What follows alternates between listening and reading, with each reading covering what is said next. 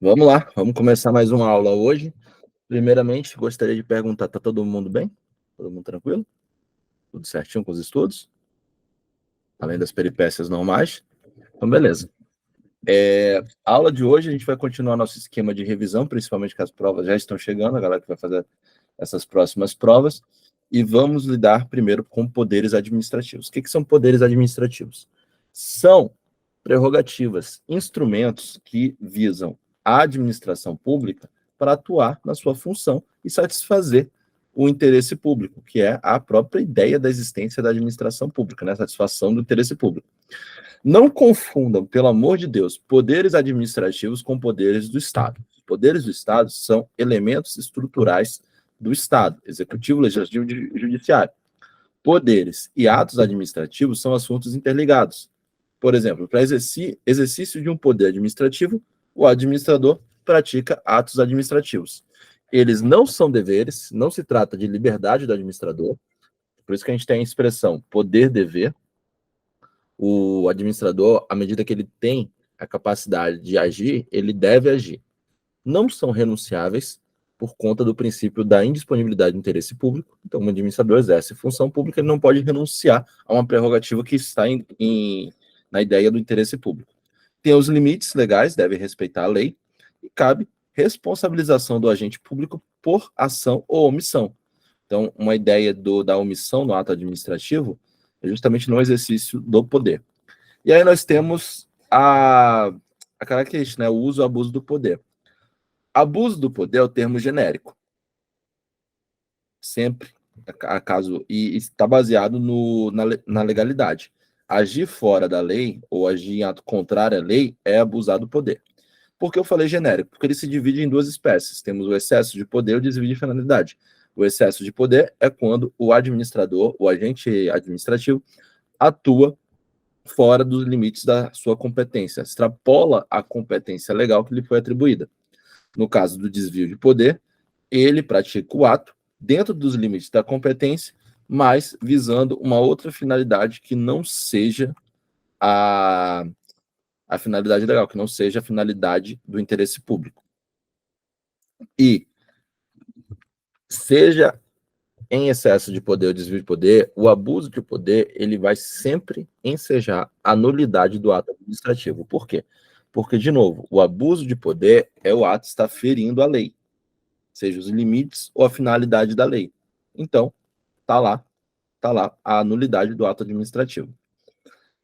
Outra coisa, poder vinculado e poder discricionário. Poder vinculado é aquela situação em que um administrador ele não tem liberdade, ele não pode fazer juízo de valor, de conveniência e oportunidade.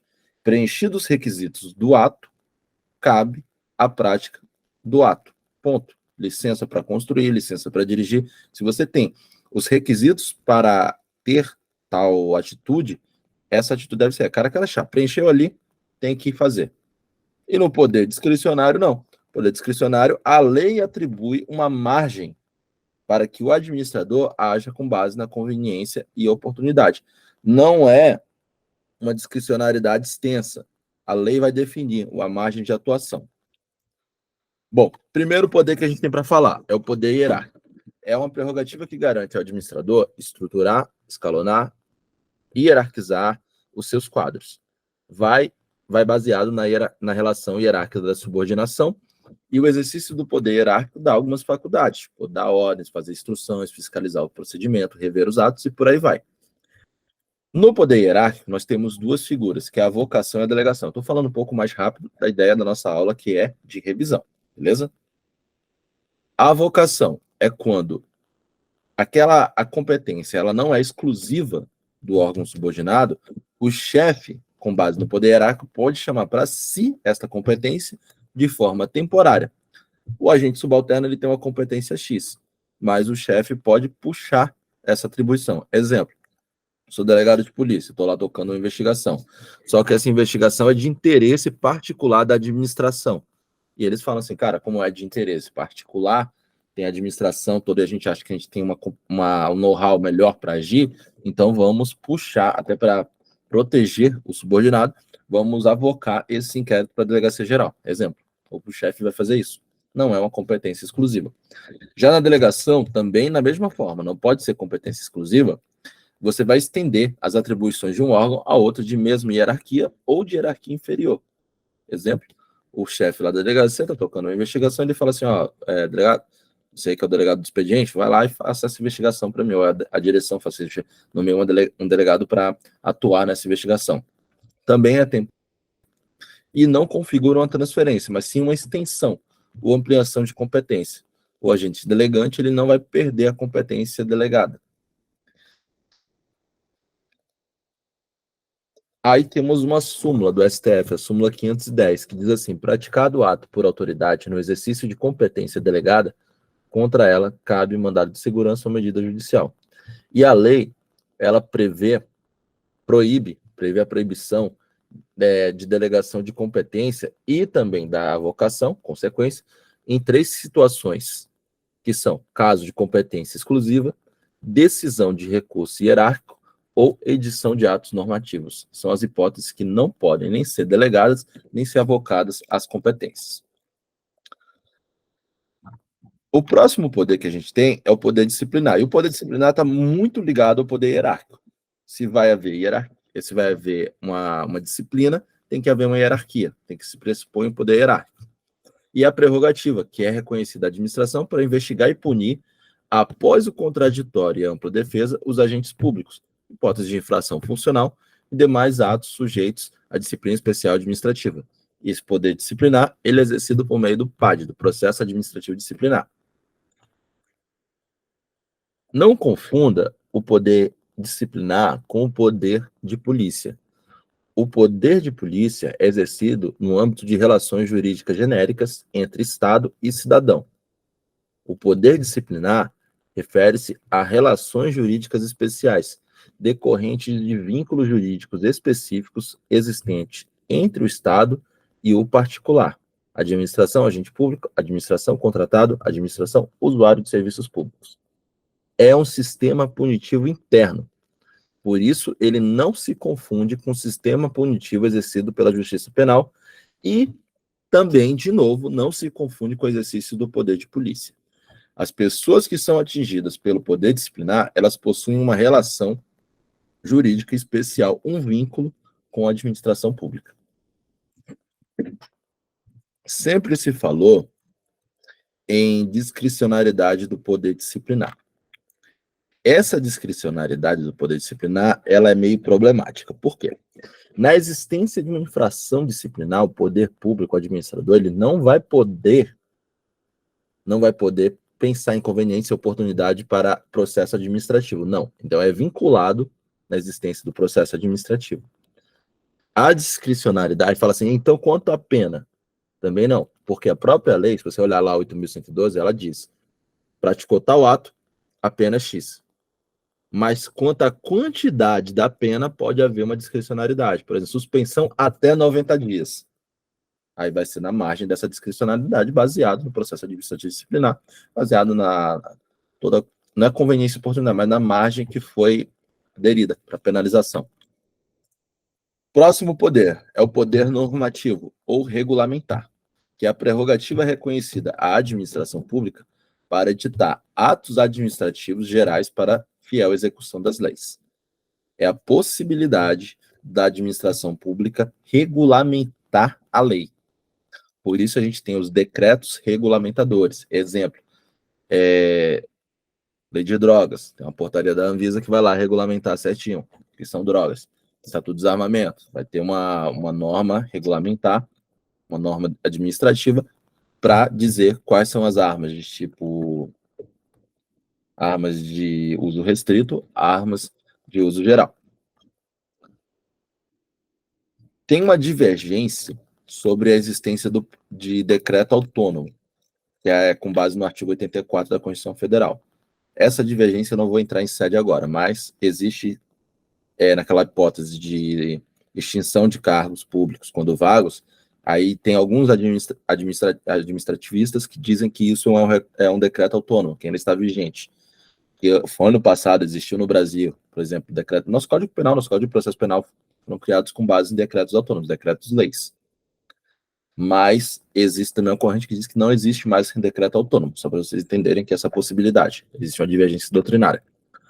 E por último, poder de polícia. O poder de polícia é a prerrogativa que o Estado tem de restringir, de frenar, limitar a atuação do particular em razão do interesse público. Pode ser poder de polícia em sentido amplo, que é qualquer ato de qualquer dos poderes que limite direito individual, ou pode ser em sentido estrito, somente atividade administrativa. Não confunda polícia, poder de polícia, com polícia administrativa, com polícia judiciária. Características do poder de polícia. Ele incide sobre os direitos à liberdade, à propriedade, não retira o direito, é só uma limitação desses direitos. E não há indenização se sua manifestação for legítima. Incide sobre bens, direitos e atividades, mas não atinge diretamente as pessoas. A possibilidade de cobrança da taxa de polícia, está lá no artigo 78 do CTN, que taxa é um tributo vinculado a uma contraprestação estatal e só pode ser cobrada se houver o efetivo exercício do poder de polícia. O poder de polícia é, em regra, um poder de polícia negativo, ou seja, é um não fazer, por exemplo, a limitação administrativa. Quando a gente for estudar intervenção do Estado na propriedade, as próprias intervenções do Estado na propriedade, elas são manifestações desse poder de polícia. Uma limitação administrativa, uma servidão administrativa, por exemplo. Ele pode ser expressado através de atos normativos e o exercício do poder de polícia, a competência para exercer o poder de polícia, precisa de previsão legal, beleza? E é baseado nele no interesse público. Aí tem aqueles ciclos do poder de polícia, que vocês já ouviram falar. Não vou falar sobre os ciclos de poder de polícia, que tem vários vídeos no canal lá que explica certinho ciclos do poder de polícia, lá discriminado.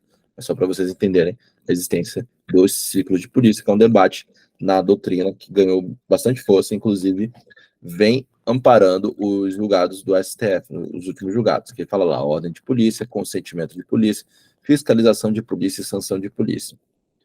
Neste caso, com base na doutrina do professor Diogo de Figueiredo, ele determinou esses ciclos do poder de polícia. Aí dá uma olhada nos outros vídeos lá, só para a gente não perder tempo na nossa revisão.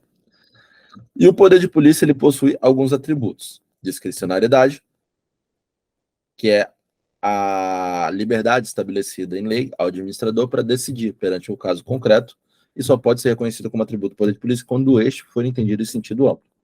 A auto-executariedade significa que o poder de polícia, a administração, ela pode executar suas próprias situações, elas não precisam da interferência do poder judiciário. Exemplo, está tendo uma fiscalização sanitária, uma vigilância sanitária. Aí, com base no poder de polícia, decidiu pela suspensão de atividades, fechamento do estabelecimento lá do restaurante. Não precisa recorrer ao judiciário, até porque iria invalidar o próprio poder de polícia da administração pública. Coercibilidade é o que torna o ato obrigatório, devendo ser exercido independente da vontade do administrado. E aí a administração ela pode utilizar meios indiretos de coerção. E aí tem um debate. Falavam de um outro poder administrativo, que é a exigibilidade. Esse poder seria as formas de coerção, os meios diretos de coerção que a administração pública pode utilizar para fazer cumprir os seus atos. Alguns autores entendem isso como poder administrativo próprio, outros autores entendem que está dentro da coercibilidade como atributo do poder de polícia. Beleza? Alguma dúvida sobre os poderes? Fale agora, se cale para sempre. Não? Fechou. Então, façamos poderes. Agora a gente vai no outro assunto que, como eu falei, tem toda a relação com poderes administrativos, que são os atos administrativos. Ato administrativo é a manifestação de vontade dentro da administração pública. São o próprio agir da administração pública, é a manifestação de vontade do Estado ou de quem o represente, onde vai criar, modificar, extinguir direitos para satisfação do poder do interesse público. O regime jurídico, no caso, é público, porque é baseado no interesse público, é complementar inferiores às leis e está sujeito ao controle de legalidade. Então, o ato foi legal, vai ter lá controle de legalidade. Os elementos ou requisitos do ato administrativo, a doutrina adota como base a Lei de Ação Popular, a Lei 4717 de 65, que traz lá competência, O ato administrativo precisa de um sujeito competente, e esse sujeito competente é o agente público que foi determinado pela lei para a prática do ato. Competente para a prática do ato. Lembrando que se a competência for exclusiva, vai ser indelegável. E se trata de um dever, beleza? O outro atributo do ato administrativo é a forma, que é a exteriorização do ato administrativo. Todo ato administrativo é, em princípio, formal. A lei exige quase sempre a forma escrita. Porém, podem ter atos administrativos não escritos, mas a regra é a forma escrita e o ato formal. E tem uma forma determinada pela lei. Quanto ao silêncio administrativo, o silêncio administrativo é um nada jurídico, salvo no caso que a lei determinar algum efeito. Se a lei não diz nada, o silêncio não vai servir para nada. Exemplo de uma hipótese que a lei diz alguma coisa. Quando vai existir a sanção ou veto de uma lei, quando é mandado pelo presidente, para ele sancionar ou vetar. Se ele não faz nada dentro do prazo legal, prazo previsto na Constituição, tem uma consequência lá, a própria prevista na Constituição.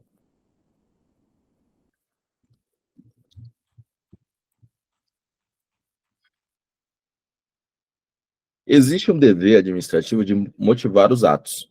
Sempre, o ato tem que ser motivado. Quanto à forma, a gente tem algumas peculiaridades. Pode ser um defeito, mera irregularidade, um vício de padronização, e esse tipo de vício não compromete a validade do ato. Caso de vício sanável, o ato pode ser anulável, admite com validação até anulável. Vício insanável, que é o vício totalmente contrário à lei, não admite convalidação e o ato vai ser nulo. Motivo. O motivo é causa imediata do ato administrativo. É a situação de fato de direito que determina ou autoriza a prática do ato. Pressuposto fático, jurídico ou normativo, que enseja a prática do ato administrativo. O motivo deve ser legal, verdadeiro, né? E temos a teoria dos motivos determinantes. Quer dizer o seguinte, que o administrador ele está vinculado ao motivo declarado, que deve ser cumprido. Exemplo, no caso de cargos comissionados, são de confiança, são de livre exoneração ou livre nomeação. Caso o administrador dê um motivo para a exoneração, esse motivo vincula o ato. Predestinação lícita é a mudança de motivo permitida pelo ordenamento. Por exemplo, vou desapropriar para a construção de uma escola. Só que no meio da desapropriação, em vez de fazer uma escola, faço um hospital, em razão da urgência na saúde pública. No caso, é lícita. Próximo elemento, o objeto, é o conteúdo do material do ato. O objeto do ato administrativo ele vai se identificar com o seu conteúdo. É o meio por meio do qual a administração manifesta sua vontade ou simplesmente atesta situações preexistentes. É a própria alteração no mundo jurídico que o ato provoca. É o efeito jurídico praticado pelo ato. Deve ser lícito, possível e determinado ou determinado. Por fim, finalidade. Ela não deve ser estudada apenas como elemento dos atos administrativos, mas também como uma das suas facetas. E tem vinculação direta com o princípio da impessoalidade. Finalidade é sempre vinculado. Nunca é o agente público que determina a finalidade a ser perseguida pela atuação, mas sim a lei. Finalidade geral é a satisfação do interesse público, e a finalidade específica é o objetivo direto do ato. É o resultado específico a ser alcançado. Como a gente falou, desvio de finalidade pode ensejar o abuso de poder. E eu já expliquei para vocês atos vinculados e atos discricionários. Só para vocês saberem, quanto aos elementos. Todos os elementos, no caso dos atos vinculados, todos os elementos, competência, finalidade, forma, motivo, objeto, vão ser vinculados. No caso do ato discricionário, vai ser vinculado a competência, a finalidade e a forma. A discricionariedade quanto ao motivo e objeto do ato, no caso do ato discricionário. Os atos administrativos, eles possuem alguns atributos, que é a presunção de legitimidade, o ato administrativo se presume legal, mas essa presunção é relativa, ela pode ser discutida, havendo prova em contrário. Autoexecutoriedade é que não precisa haver o controle prévio do judiciário para praticar o ato. Claro, restringe seu alcance se afetar direitos individuais, no qual tem que ser dado contraditório e ampla defesa. A imperatividade. Os atos administrativos são obrigatórios, coercitivos, cogentes. Porém, nem todo ato administrativo goza de imperatividade. Exemplo, um ato enunciativo, uma certidão, não precisa ter imperatividade. Tipicidade, a forma lá do ato. O ato tem que estar, ele tem que estar uma previsão. A administração ela não pode agir se não houver lei que a permita. Então, se vai agir de determinada forma, tem que haver uma previsão para essa ação. Bom, tem as classificações dos atos, que aí eu vou pedir para vocês darem uma lida no seu material, até porque senão a gente vai perder muito tempo aqui nessa forma de revisão, que é para ser mais rápido. Mas só para vocês entenderem uma coisa importante que eu gostaria de falar sobre atos administrativos, que é quanto à extinção dos atos administrativos. Primeiro, o ato administrativo ele pode se extinguir pelo cumprimento dos seus efeitos, que é o caminho natural, gozar de férias, licença, esgotamento do conteúdo jurídico. Ele pode se extinguir também pelo desaparecimento do sujeito, que é a extinção subjetiva, ou do objeto. Exemplo, falecimento do nomeado ou destruição do terreno da marinha que precisava de efeteuse. Pode também se extinguir pela renúncia do interessado, quando o interessado abre mão desse direito, e ele também pode ser extinto pela retirada do ato pelo poder público. E aí temos alguns conceitos que geralmente causam dúvidas. Cassação. Cassação é a retirada do ato pelo poder público em razão do descumprimento das condições inicialmente expostas. Exemplo, foi dada licença para o cara fazer hotel, o cara faz motel. O poder público vai lá e caça essa licença. Caducidade. Retirada de um ato administrativo em razão da superveniência de uma norma jurídica que é com ele incompatível. Exemplo, foi dada uma licença para a construção de um prédio. Só que antes do cara construir o prédio, veio um plano diretor para o município e determinou que naquela área não poderia ser construído prédio de determinados andares. Então, aquela licença foi caducou, ela é cassada. Não cassada, no caso, ela é caducada, mas ela é cassada também, como modo de dizer. Contraposição. Quando dois atos administrativos que decorrem de competências diferentes e o segundo eliminar os atos do primeiro, os efeitos do primeiro ato. E a anulação é a retirada de um ato administrativo que é legal. Ele pode ser anulado tanto pela administração pública quanto pelo poder judiciário. Quando é anulado pela própria administração pública, a gente tem a autoexecutoriedade administrativa. E revogação é a retirada do ato administrativo por motivos de conveniência e oportunidade. A revogação, ela não pode ser praticada pelo Poder Judiciário. Por quê? Porque o Poder Judiciário ele não se miscui nos atos administrativos quanto à conveniência e oportunidade. O Poder Judiciário vai para a legalidade do ato administrativo. Beleza? Não saiu ainda, eu vou encerrar aqui a gravação. Ficamos aqui com mais uma revisão, mas não saiu ainda que eu quero conversar com vocês. Então, nossa próxima aula, a gente vai avançar um pouquinho no processo administrativo e ver se eu consigo falar sobre improbidade logo, para já adiantar seus lados, beleza? Vai encerrar a gravação aqui.